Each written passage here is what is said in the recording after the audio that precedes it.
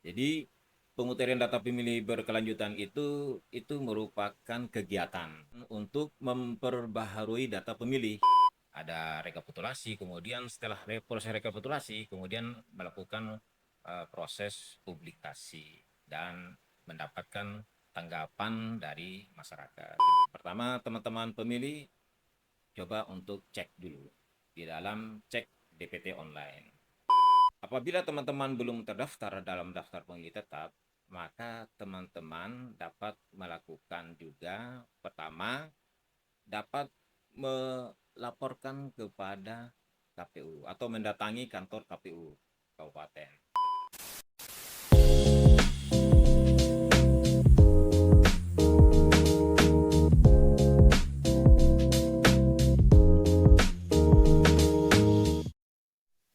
Halo teman-teman pemilih, apa kabar? Sehat semua kan? Selamat datang di podcast Ngopi, ngobrolin pemilu dan pemilihan Kabupaten Sumba Timur.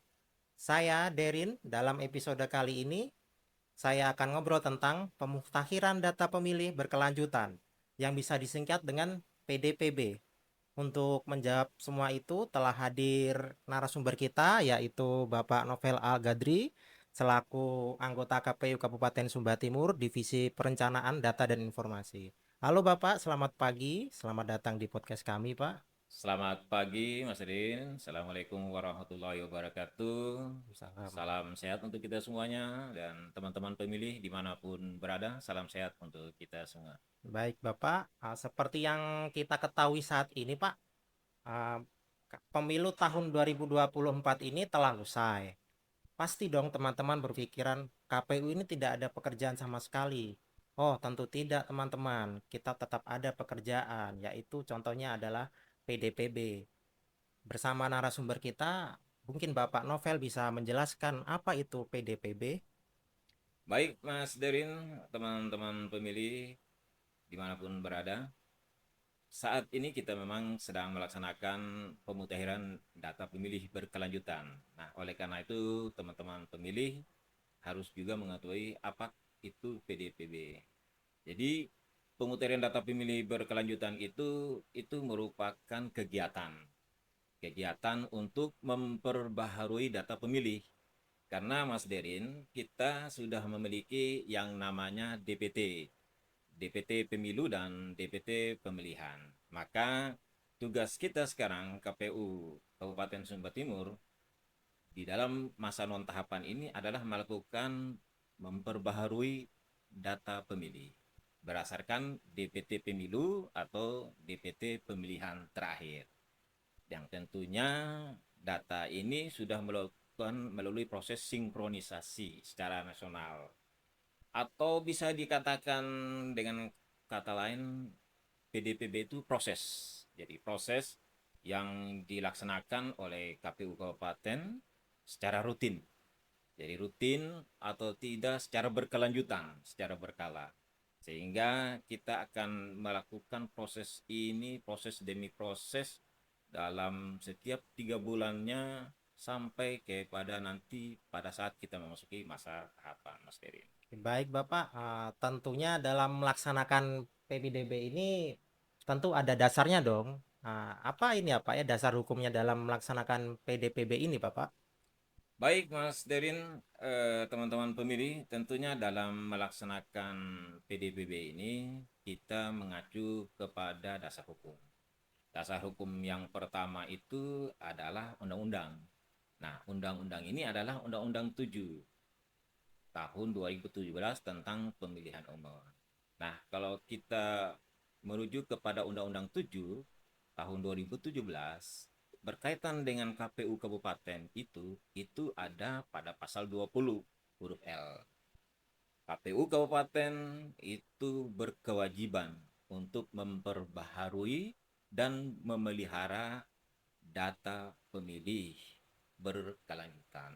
Oleh karena itu maka berdasarkan itu menjadi dasar kita. Yang kedua, berdasarkan kepada PKPU nomor 1 tahun 2025 tentang pemutakhiran data pemilih berkelanjutan. Itu Mas Derin, dasar hukumnya.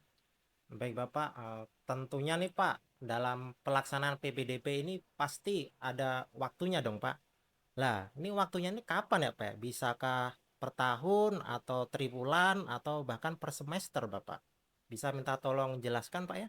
Baik, Mas Derin, berkaitan dengan pemutahiran data pemilih berkelanjutan ini, teman-teman pemilih, kita lakukannya itu secara berjenjang. Nah, untuk KPU Kabupaten itu PDPB-nya itu dilakukan setiap 3 bulan sekali. Maka kita setiap 3 bulan itu selalu melakukan rapat pleno secara terbuka untuk merekapitulasi data pemilih berkelanjutan untuk triwulan. Nah, setiap tahunnya itu kita laksanakan 4 kali. Ada triwulan 1, triwulan 2, triwulan 3, dan triwulan 4. Triwulan 1 itu kita laksanakan dari bulan Januari, Februari, dan Maret. Kemudian setelah rekapitulasi, lanjut lakukan PDBB lagi untuk bulan April, Mei, dan Juni. Kemudian lakukan rekapitulasi di triwulan 2, setelah itu lanjut lagi di bulan Juli, Agustus, dan September. Kita rekapitulasi lagi untuk triwulan 3, selanjutnya untuk triwulan 4 kita rekapitulasi untuk di bulan Oktober, November, dan Desember. Sedangkan untuk KPU Provinsi itu dilakukan 2 kali dalam setahun. Biasa dikenal istilahnya semester. Jadi ada rekapitulasi di semester 1 dan di semester 2. Demikian juga untuk KPU. Secara nasional rekapitulasinya dilakukan 2 kali. Tiga. Demikian Mas Teri. Baik Bapak, tentu nih Pak, terdapat mekanisme dalam pelaksanaan PDPB ini. Sekiranya Pak, Bapak bisa jelaskan secara lebih rinci bagaimana mekanismenya Pak? Ya, Mas Derin, mekanisme itu meliputi beberapa tahapan. Yang pertama adalah berkaitan dengan pengolahan data. Nah, dalam pengolahan data ini, KPU Kabupaten Sumber Timur itu sudah menerima data dari KPU RI melalui KPU Provinsi. Data yang dimaksud adalah data hasil sinkronisasi. Nah, di pengolahan data ini, KPU Kabupaten itu sudah punya database. Jadi ada database. Database-nya itu adalah dari data DPT pemilu dan pemilihan terakhir. Ini database kita. Kemudian kita lakukan pengolahan data. Setelah itu KPU Kabupaten melakukan koordinasi. Nah, koordinasi ini dengan mana saja? Nah, koordinasi ini dengan instansi atau lembaga terkait seperti Dukcapil, Bawaslu, TNI, Polri, Lapas, karena kita sini punya TPS khusus, kemudian dengan instansi pemerintah desa dan kelurahan. Nah, setelah kita melakukan koordinasi, kemudian kita melakukan PDPB, pemutahiran data. Nah, di pemutahiran data ini, kemudian teman-teman pemilih, KPU Kabupaten itu melakukan proses secara berjenjang. Itu secara berjenjang itu melalui proses rekapitulasi, ada rekapitulasi, kemudian setelah proses rekapitulasi, kemudian melakukan proses publikasi dan mendapatkan tanggapan dari masyarakat. Demikian itu proses yang kami lakukan. Baik Bapak, terkait dengan PDPB ini, bagaimana teman pemilih yang belum terdaftar Pak? Apakah itu dapat dicek datanya atau mungkin kita harus datang ke KPU dulu atau bisa dicek secara online Bapak? Baik, teman-teman pemilih, bagi pemilih yang belum terdaftar di dalam daftar pemilih tetap, terutama bagi pemilih baru nih Mas Derin, maka prosesnya itu ada beberapa hal yang harus diperhatikan. Pertama, teman-teman pemilih coba untuk cek dulu di dalam cek DPT online. Nah, tentunya di sini teman-teman hanya membutuhkan Android saja. Di Android untuk mengecek lewat cek DPT online .kpu.go.id. Nah, di sini teman-teman akan mengetahui apakah teman-teman sudah terdaftar atau belum di dalam daftar pemilih tetap. Apabila teman-teman belum terdaftar dalam daftar pemilih tetap, maka teman-teman dapat melakukan juga pertama dapat melaporkan kepada KPU atau mendatangi kantor KPU Kabupaten. Nah, di kantor KPU Kabupaten tentunya teman-teman yang belum terdaftar dalam daftar pemilih tetap membawa dokumen.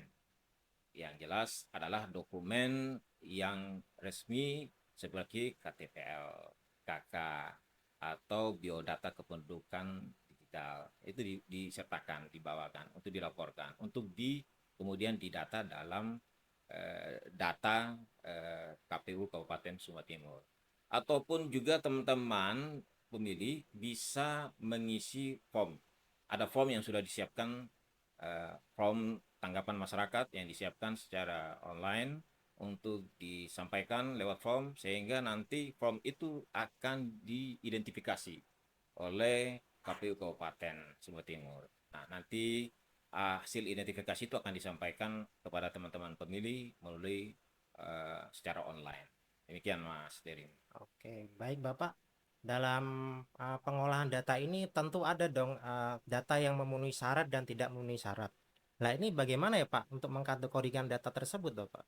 Ya, pertama untuk data. Ini ada data yang dikategorikan sebagai data pemilih yang tidak memenuhi syarat.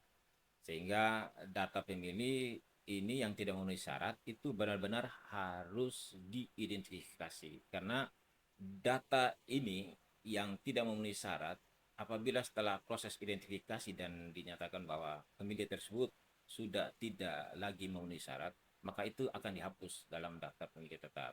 Oleh karena itu, maka proses yang dilakukan oleh KPU Kabupaten ini secara berjenjang. Pertama, data yang sudah diterima itu dari KPU hasil simulasi itu akan dipetakan dalam beberapa jenis data. Pertama, ada data pemilih TMS, kemudian ada data pemilih ganda, kemudian ada data pemilih yang pindah domisili keluar, ada yang pindah domisili masuk, kemudian ada data pemilih yang tidak padan, kemudian juga ada data pemilih ubah.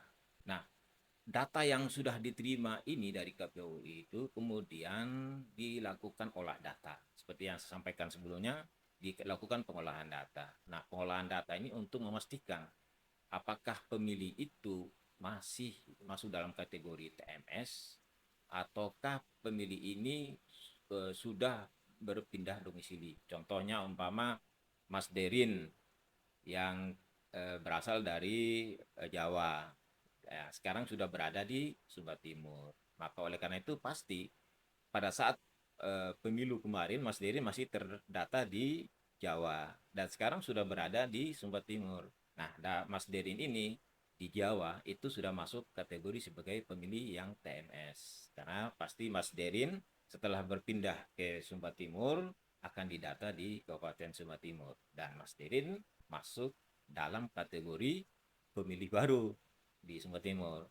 Sedangkan di Jawa, Mas Deden sudah masuk pemilih tidak memenuhi syarat. Ini yang dilakukan oleh KPU Kabupaten Sumba Timur, Mas Deden, berkaitan dengan data TMS. Ataupun pemilih yang meninggal dunia. Kemarinnya atau yang lalu masih mengikuti pemilihan kepala daerah. Tetapi setelah pemilihan kepala daerah, pemilih tersebut meninggal. Mungkin di di tahun 2025 kemarin, pemilih tersebut meninggal. Maka proses yang dilakukan oleh KPU Kabupaten Sumba Timur adalah untuk memastikan apakah benar pemilih ini sudah meninggal. Dan tentunya dokumen ini harus kuat, baik secara kependudukan, sudah memiliki akta kematian, maupun secara uji faktual di lapangan bahwa pemilih tersebut sudah meninggal. Nah, pemilih yang sudah dipastikan secara dokumen itu sudah lengkap, maka pemilih ini akan dihapus dari daftar pemilih tetap Kabupaten Sumba Timur. Demikian, Mas Dirin. Oke Bapak, baik. Tentu Pak, dalam pengumpulan data PDPB ini itu pasti memiliki kendala dong Pak. Bapak bisa tolong jelaskan sedikit saja kendala apa yang dialami Bapak selama mengumpulkan data tersebut Bapak? Baik, Mas Derin. Tentunya di dalam pemecahan data pemilih berkelanjutan ini, kita tidak bisa atau KPU Kabupaten Sumba Timur tidak bisa melakukan secara sendiri. Tentunya KPU Kabupaten Sumba Timur juga harus didukung dengan kerjasama dari berbagai pihak, dari berbagai instansi atau lembaga, sehingga PDPB ini bisa berjalan dengan baik. Yang pertama, Mas Derin, bahwa kondisi geografis Kabupaten Sumba Timur ini, tentunya kondisi geografis Kabupaten Sumba Timur ini yang cukup membutuhkan uh, dukungan dari sisi infrastruktur untuk mencapai desa-desa yang terjauh atau pemukiman yang terjauh, tentunya ini juga menjadi kendala tersendiri. Kendala ini berkaitan dengan apa? Yang kedua itu jelas berkaitan dengan sumber daya manusia, penyelenggara. Kami KPU Kabupaten Sumba Timur dalam posisi masa non tahapan ini tentunya tidak didukung oleh badan ad hoc seperti PPK, PPS yang selama ini mendukung kerja-kerja dari penyelenggara dari kabupaten untuk menjangkau kepada lapisan masyarakat yang ada di pelosok, yang ada di desa dan kelurahan. Kemudian kendala berikutnya itu berkaitan dengan jaringan komunikasi. Banyak wilayah kita atau masih ada wilayah kita yang masuk dalam kategori blank spot.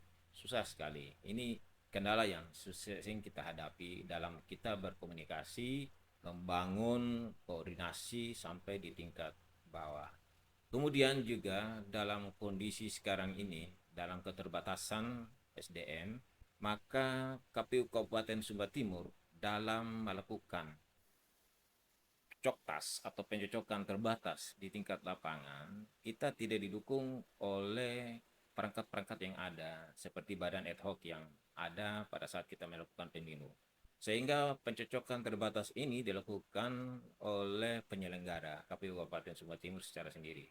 Dan tentunya untuk menjangkau 140 desa, 16 kelurahan, itu agak sulit, agak kerepotan bagi penyelenggara yang sekarang ini sangat terbatas. Sehingga oleh karena itu, maka hal-hal ini yang perlu menjadi perhatian kita dalam hal kita membangun koordinasi agar kendala keterbatasan yang dihadapi oleh Kabupaten Sumba Timur ini juga sedikit demi sedikit bisa kita kendalikan, Mas Dery.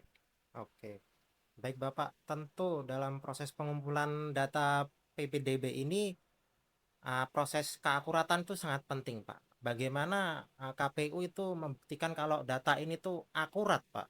Atau dia memiliki metode khusus untuk membuktikan data tersebut, Bapak? Baik, Mas Derin, teman-teman pemilih. Eh, ini menjadi prinsip kita dalam melakukan pemutahiran data pemilih berkelanjutan. Karena prinsip PDPB itu adalah komprehensif, akurat, dan mutakhir. Ini yang kita tidak bisa begitu saja kita lewatkan hal-hal prinsip ini. Prinsip ini juga berkaitan dengan bagaimana kita mendapatkan data itu secara akurat. Nah, proses data ini yang diturunkan dari KPU RI ini sudah melalui proses dari hasil data koordinasi yang dilakukan setiap 6 bulan sekali. Jadi data yang bersumber dari Dukcapil, kemudian itu diteruskan ke Kemendagri. Nah, Kemendagri kemudian melakukan proses sinkronisasi dengan KPU RI. Nah, dalam hasil proses sinkronisasi ini nanti akan diturunkan ke KPU Kabupaten. Dalam bentuk apa? Berupa nama atau elemen-elemen data, ada 12 elemen data yang mengacu kepada desa dan kelurahan. Nah, data ini yang diturunkan tadi itu ada beberapa spesifikasi data. Nah, oleh karena itu maka data ada yang diturunkan ini contoh yang di triwulan 1 sekarang nih Mas Derin. Sekarang triwulan 1 tahun 2026. Kemarin kami mendapatkan ada 9 spesifikasi data, jenis data. Ada data yang TMS, ya TMS dalam hal ini TMS meninggal, ada pemilih yang sudah beralih status dari uh, sipil ke TNI ataupun dari TNI yang sudah purna bakti kemudian menjadi sipil. Kemudian juga ada pemilih yang ganda, pemilih yang pindah domisili keluar. Nah, pemilih-pemilih yang pindah domisili keluar berarti sudah tidak berada lagi di wilayah Kabupaten Sumba Timur. Dan oleh karena itu kita harus bisa pastikan apakah benar pemilih ini sudah berada di kabupaten lain atau sudah pindah di Kabupaten Sumba Tengah. Maka kita harus bisa memastikan data ini. Data yang kami terima ini kemudian lakukan koordinasi. Nah, koordinasi dengan pemerintah desa atau kelurahan setempat. Kemudian hasil koordinasi ini, kemudian apabila data itu didapatkan bahwa pemilih tersebut umpama masih ada di Kabupaten Sumba Timur, maka kita harus bisa membuktikan di lapangan apakah benar. Secara elemen datanya, apakah masih ada di Sumba Timur atau sudah elemen datanya sudah ada di luar. Nah, ini hal-hal yang kita untuk mendapatkan bahwa data itu benar-benar akurat. Yang kami terima itu, yang diolah itu adalah data yang hasil penetapan nanti adalah data yang benar-benar akurat. Nah, ini yang kita betul-betul uh, pastikan bahwa data hasil proses pemutakhiran yang dilakukan Kabupaten Sumatera itu benar-benar komprehensif, akurat, dan mutakhir. Itu Mas Dewi. Baik Bapak, sebelum kita penutupan ini ada tidak Pak pesan-pesan untuk teman pemilih ini, terutama tentang PDPB ini Bapak? Baik teman-teman pemilih, berdasarkan kepada hasil analisa dari data dari daftar pemilih tetap di triwulan 1, triwulan 2, triwulan 3, dan triwulan 4 tahun 2025 yang kita sudah lakukan rekapitulasi, hasilnya itu menunjukkan bahwa tingkat pertambahan pemilih itu sangat sangat signifikan di Kabupaten Sumba Timur. Di tahun 2024 ketika kita menyelenggarakan pemilihan umum, jumlah pemilih Kabupaten Sumba Timur itu adalah 186 181. Kemudian di tahun 2024 juga pada saat kita menyelenggarakan pemilihan kepala daerah, jumlah pemilih Kabupaten Sumba Timur itu adalah 188.826. Ada kenaikan penambahan jumlah pemilih. Nah, setelah proses pemutakhiran data pemilih berkelanjutan di tahun 2026 dari triwulan 2, triwulan 3, dan triwulan 4 itu kenaikan jumlah pemilih barunya itu sangat signifikan.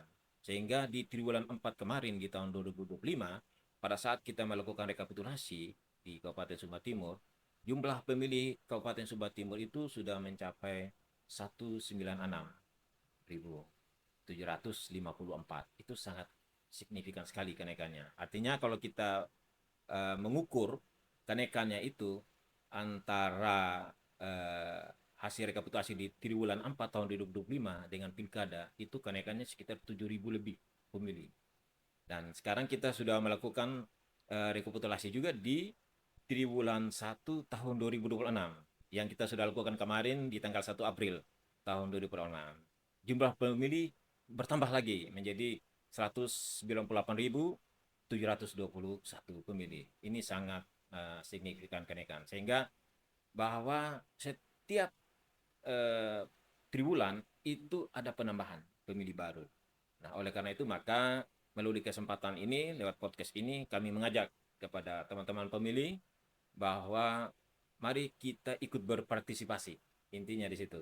Dalam mensukseskan pemutakhiran data pemilih berkelanjutan.